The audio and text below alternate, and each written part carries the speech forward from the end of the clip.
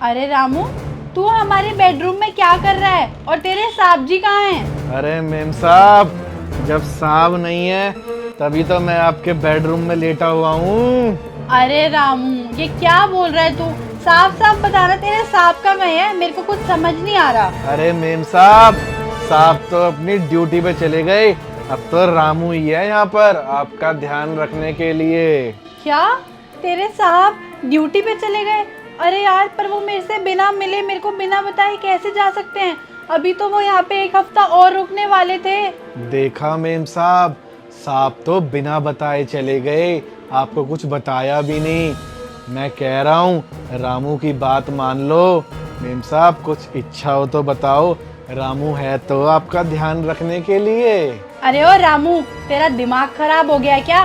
क्या बोले जा रहा है ये सब तू? तेरे को पता भी है तू क्या बोल रहा है? होश में तो है ना? अरे मैं तो होश में हूँ मैडम, मेरी बात सुनो। शोर ना थोड़ा कम मचाओ, वरना ना तुम्हारे पड़ोसी सुन लेंगे। और मेरी बात सुनो आराम से।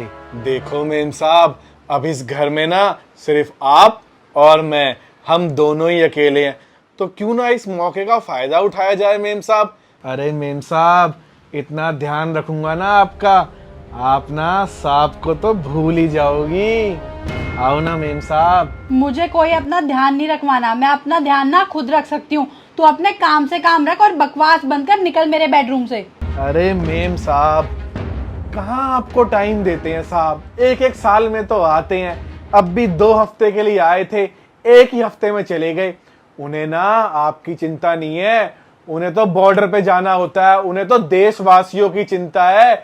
लेकिन आपकी चिंता ना मैं बहुत करता हूँ मेम साहब, मेरी बात मान लो।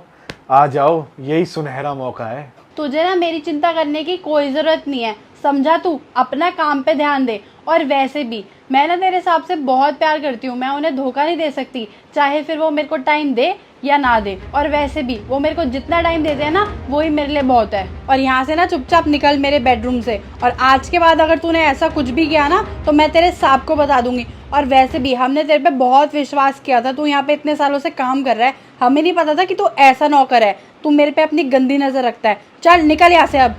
अरे मेम साहब, मेरी तो आप पे अच्छी नजर है, मेरी बात मान लो।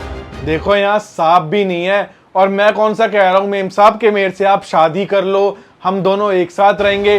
अरे थोड़ा सा जो ये वक्त मिला है, इसको प्यार के साथ गुजार लेते हैं। मेरी बात मान लो मेम साहब, आप भी बिल्कुल खुश हो जाओगी। सच में साहब को भूल जाओगी मेम साहब। तेरी इन सब हरकतों के बारे में अगर तेरे साहब को पता लग